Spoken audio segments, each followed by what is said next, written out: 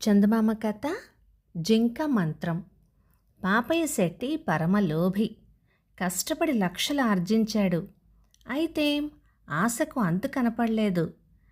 ఇంకా ఎలా లోకాన్ని కొల్లగొట్టడమా, ఎలా భోషానం నింపుకోవటమా అని ఎంతసేపు ఆలోచిస్తూ ఉండేవాడు. ఒక రోజున అతని చిన్ననాటి స్నేహితుడు కోదండపాణి కనపడి పలకరించి క్షేమ సమాచారాలు చెప్పమని అడిగాడు. అందుకు శెట్టి, ఏం చెప్పమంటావయ్యా నేస్తం, ధరవరలు మందగించినై, వస్తువు కొనే నాదుడే లేడు, వర్తకం స్తంభించిపోయింది, ఎప్పటికైనా దేశంలో కాటకం పడితే కదా వర్తకుడికి పంట అంటూ తన బాధలు వెల్లడించాడు. అప్పుడు కోదండపాణి, పాపయ్య, ఇంత అనుభవం గడించావన్నమాటే కానీ ఈ పాటిదానికే అంత ఇదైపోతున్నావేమిటి? నా సంగతి తెలుసునో లేదో, ఈ మధ్య మలయాళ దేశం వెళ్ళి మహామంత్రాలన్నీ నేర్చుకొని ఇప్పుడే వచ్చాను. మలయాళ మంత్రాలంటే సామాన్యం అనుకున్నావా ఏం? పిలిస్తే పలుకుతాయి. అయితే ఇప్పుడు నీకు దేశంలో కాటకం పట్టిస్తే సరిపోతుందా? ఒక్క ఈ దేశంలోనే కాదు, కావాలంటే లోకమంతా పట్టించగలను, చూద్దు గాని నా మజాకా అని అన్నాడు. ఈ మాటలకు శెట్టి పొంగిపోయాడు. నిజంగానే నా కోదండపాణి, నిజంగా మంత్రం కట్టి మన రాజ్యంలో కాటకం పట్టించగలవా? అలాగే గనక చేయగలిగినాడు నీకు 1,00,000 రూపాయలు బహుమతి చేయకపోతానా అన్నాడు. అలా అనేసరికి, మాటలెందుకు పాపయ్య, దినుసులన్నీ గుత్తంగా కొని గోదాముల్లో నిల్వ వేయించు, తర్వాత సంగతి నేను చెబుతానుగా, వాగ్దానం మటుకు మర్చిపోకు సుమా, ఇక చూసుకో నా తడాకా అని చెప్పి వెళ్ళిపోయాడు. ఇంటికి చేరుకున్న కోదండపాణి ఆ పట్టు 21 రోజులు దీక్షగా కూర్చొని ఉగ్రమైన జపం ప్రారంభించాడు. ఆఖరున ఒక జింకను సంపాదించుకువచ్చి దానిని మంత్రించి వదిలిపెట్టాడు. దాని మెడకు ఇది పాపయ్య శెట్టి జింక అని ఒక బిల్ల కూడా కట్టాడు. ఆ జింక ఇష్టం వచ్చినట్టల్లా రాజ్యంలో తిరగసాగింది. అది శెట్టిగారిది అని తెలిసి ఎవరూ ఏమీ అనేవాళ్ళు కాదు. చిత్రమేమిటో గాని ఆ జింక మెట్టినంత మేరలో గడ్డి పరక సైతం మొలవకుండా పోయింది. ఈ విధంగా అది వరసన 3 ఏళ్ల పాటు తిరుగులాడేసరికి రాజ్యం అంతటా కాటకం పట్టేసింది. కరువు బాధ భరించలేక ప్రజ కటకటలాడిపోయారు. ఆ జింక పగలల్లా స్వేచ్ఛగా తిరిగి రాత్రి అయ్యేసరికల్లా వచ్చి కోదండపానికి తెలియకుండా అతని ఇంటి ముందే నడుం వాల్చేది. ఇది నుంచి రాజ్యానికి ఎగుతల పెట్టిన అతడికే దారిద్ర్యబాధ పట్టి పల్లార్చసాగింది. రాజ్యంలో క్షామం ప్రవేశపెట్టి తనకు ఏమీ లోటు లేదని సంతోషిస్తున్న కోదండపానికి ఈ విధంగా దరిద్రం పట్టి పీడించేసరికి కారణమేమిటో ఎంతకు బోధపడక అతడు కలవరపడసాగాడు. ఒకనాటి రాత్రి ఏదో సందడి వినిపించగా నిద్రలో ఉన్న కోదండపాని గభీమని లేచాడు. చూస్తే తను వదిలిపెట్టిన జింకే తన గుమ్మం ముందు వచ్చి పడుకునుంది. ఓసి నీ తాడు తెగ, ఏమిటో అనుకున్నాను, ఇదా నా దరిద్రానికి హేతువు? ఇలా ఎన్నాళ్ళా అయ్యి వచ్చి పడుకుంటున్నావే బడవా అంటూ కోపం కొద్దీ మూలనున్న శాపాటి కర్ర తీసుకొని దబా దాన్ని బాదాడు. హడలిపోయి ఆ జింక పరుగుచ్చుకుంది. నాటి నుండి అది తిరిగి అతని కంట పడనేలేదు. ఇదిలా ఉండగా అక్కడ ప్రజల ప్రాణాలు నిలపటానికని చేసే ప్రయత్నంలో రాజుగారి ఖజానా అంతా ఖాళీ అయిపోయింది. నిలవలో దమ్మిడి కూడా లేదు. ఎటువంటి రాబడికి ఆస్కారమే లేదు. ఈ స్థితిలో రాజుకి ఏమీ పాలిపోయింది కాదు. ఇక ఇది పని కాదని చెప్పి రాజు మంత్రి రాత్రిపూటలా మారు వేషాలతో తిరుగుతూ ప్రజల కష్ట నిష్ఠూరాలు తెలుసుకోవటానికి పూనుకున్నారు. ఈ పరిస్థితిలో మంత్రాలు నేర్చిన కోదండపాణి పాపం మంచం పట్టాడు. ఇందుకు కారణం ఏమిటంటే శెట్టి మాటలు నమ్మి తన యావత్ శక్తిని దారపోసి కొత్తగా నేర్చుకువచ్చిన మంత్రాల విద్యలన్నీ ప్రయోగించి ఆ జింకను వదిలిపెట్టాడు. నిజానికి ఇటువంటి గొప్ప విద్యలు ఏ మహారాజు వద్దనో చక్రవర్తి దగ్గరనో ప్రదర్శించి ప్రజ్ఞకు తగిన బహుమానం పొందవలసింది. అలాంటిది ఇప్పుడు ఇలా కక్కుర్తి పడటం వల్ల ఎన్నో చిక్కులు వచ్చి మెడకు చుట్టుకున్నాయి. తన వల్ల క్షామం కలిగిందనే విషయం బయల్పడితే శిక్ష తప్పదు. అవతల శెట్టి ఇస్తానన్న 1,00,000 రూపాయలు వచ్చే మార్గమే లేదు. ఇంతకు అకారణంగా రాజ్యంలో ప్రజల ఘోషకంతటికీ తను కారకుడయ్యాడు. ఈ అన్నింటి వల్ల అతని మనస్సు వికలమై మంచం పట్టవలసి వచ్చింది. ఇక తన రోజులు దగ్గర పడ్డాయని నిశ్చయం తోచి భార్యతోటి ఒకనాడు చెప్పాడు, దేశంలో పట్టిన ఈ క్షామానికి అంతటికీ కారణం నేను. డబ్బుకు ఆశపడి నేనే పాడు పని చేశాను. నా ప్రజ్ఞ అంతా వృధా అయిపోయింది. చివరకు దమ్మిడి ముట్టకుండా పోయింది. పైగా శిక్ష కాచుకొని ఉంది. చేతులారా చేసుకున్న దాని ప్రతిఫలమే నేనిప్పుడు అనుభవించేది. నువ్వొక పని చెయ్యాలి.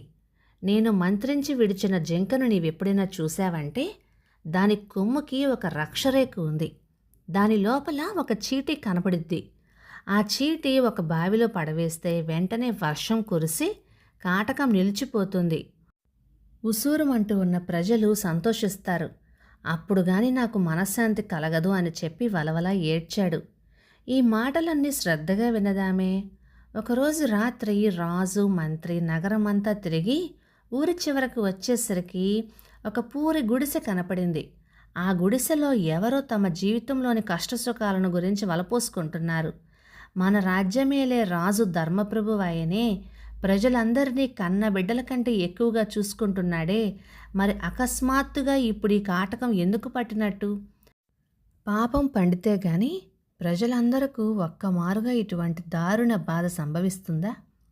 మనం ఏం పాపం చేసుకున్నాం? దీనికి ఏనాటికైనా విరుగుడు ఉందా? మన కష్టాలు ఎప్పటికైనా గట్టెక్కే మార్గం ఉందా లేదా అనే మాటలు వినిపించినాయి. ఈ మాటలు వినేసరికి రాజు గుండె తలడిల్లిపోయింది. ఏమీ తోచక ఆయన నిశ్చేష్టుడే నిలబడిపోయాడు. ఆ సమయంలో అకస్మాత్తుగా రాజుకేదో చేతికి తగిలింది. ఏమిటా అని పట్టుకోబోయేసరికి చేతిలో ఏదో కానీ చిక్కుకుంది. దానిని దీపం వెలుగున చూడగా అది ఒక రక్షరేఖు. విడగొట్టి చూస్తే అందులో ఒక కాగితం. ఆ కాగితంలో ఇలా రాసుంది, ఈ చీటీని ఊరి చివర బావిలో పడవేసినట్టయితే దేశానికి పట్టిన క్షామం నివారణ అవుతుంది అని. ఇది చూడటంతోనే రాజుకి పట్టరాని సంతోషము ఆశ్చర్యము కలిగినాయి. దగ్గరనే ఒక నూతి వద్దకు గబగబా వెళ్ళి ఆ చీటీని అందులో పడవేశాడు. వేయగానే దట్టంగా మేఘాలు కమ్ముకొచ్చి క్షోణీపాతంగా వర్షం కురవసాగింది. ఇలా హోరుమని వర్షించేసరికి రాజు రాజ్యంలోని ప్రజలు కూడా మితిలేని సంతోషం పొందారు. ఆ వర్షం నుండి తప్పుకొని కోటకు చేరుకోవటానికైనా రాజుకి మంత్రికి సావకాశం లేకపోయింది. వర్షంలో తడిసి వారు చాలా అలసిపోయారు. అపరిమితమైన దాహం కూడా వేసింది. ఇక ఆగలేక తలుపులు తట్టగా ఒక ఇల్లాలు యువతలకి వచ్చి చీకటిలో తిరుగులాడుతూ ఉన్న బాటసారుల్ని ఆదరించి తనకున్న గంజితోనే ఆప్యాయంగా వాళ్లకు ఆతిథ్యం ఇచ్చింది. వాళ్ళు సంతోషించి కృతజ్ఞత తెలిపి మళ్ళీ తమ పని మీద తాము బయలుదేరిపోయారు.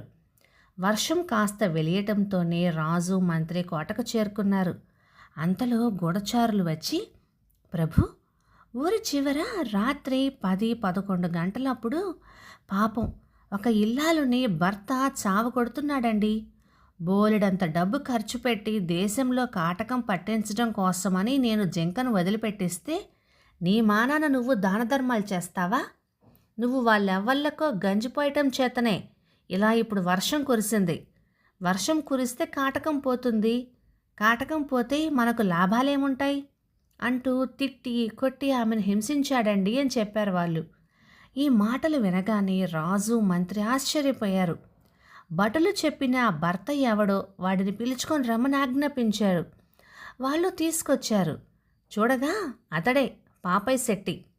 తన బండారం బయటపడిపోయిందనేసరికి విచారణ జరగక ముందే ఉన్నది ఉన్నట్టుగా జింక చరిత్ర అంతా వినికిడి చేసి ప్రభువారి పాదాల మీద పడిపోయాడు శెట్టి. రాజు ఉగ్రుడై స్వలాభం కోసమని ఇటువంటి దారుణపు పని తలపెట్టిన శెట్టికి ద్వీపాంతర శిక్ష విధించాడు. నిమిషాల్లో ఈ వార్త నగరమంతా అల్లుకుపోయింది. పాపయ్య శెట్టి చేసిన దురంతానికి ప్రజలందరూ ఆవేశపడి వాడిని ఏం చేసినా పాపం లేదు అన్నారు. రాజు వేసిన శిక్ష చాలదన్నారు. ప్రజలందరూ సంతోషిస్తూ ఉంటే ఒకే ఒక్క వ్యక్తి విచారపడింది. ఆ వ్యక్తే ఊరి చివర పూరి గుడిసెల్లోని ఇల్లాలు. ఉరకలేసుకుంటూ పోయి ఆమె రాజుకి మొక్కింది. ఆమెను చూడగానే రాత్రిపూట తమను సత్కరించింది ఈ ఇల్లాలే అని గుర్తించాడు రాజు. ఎంతో ఆప్యాయతతో ఆమెను ఆదరించాడు. ఇష్టం వచ్చిన బహుమతి కోరుకోమన్నాడు. అందుకు ఆమె పట్టరాని దుఃఖంతో, ప్రభు, మీరు శిక్షించిన ఆయనే నా భర్త. నా భర్తను రక్షించుకోవటం కంటే నాకు కావలసింది ఏమీ లేదు. క్షమించండి, దయవుంచండి అంది. ప్రభువు మనస్సు కరిగిపోయింది.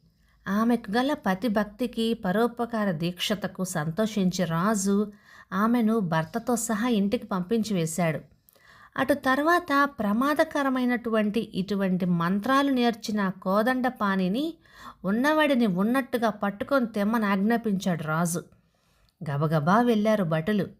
అయితే వాళ్ళు వెళ్ళేసరికి ఆ మలయాళ మంత్రగాడు తన గదిలో గుండె పగిలి చచ్చిపడున్నాడు. కథ సమాప్తం. ఇక ఈ కథ 1952 నవంబరు నెల చందమామలో వచ్చింది. రచయిత జె రాధా గారు, బెట్రగుంట నుంచి. ఇక ఈ కథ మీకు నచ్చినట్లయితే లైక్ చేయండి, షేర్ చేయండి. ఇలాంటి మంచి తెలుగు కథల కోసం మన ఛానల్ని సబ్స్క్రైబ్ చేయండి. Thank you.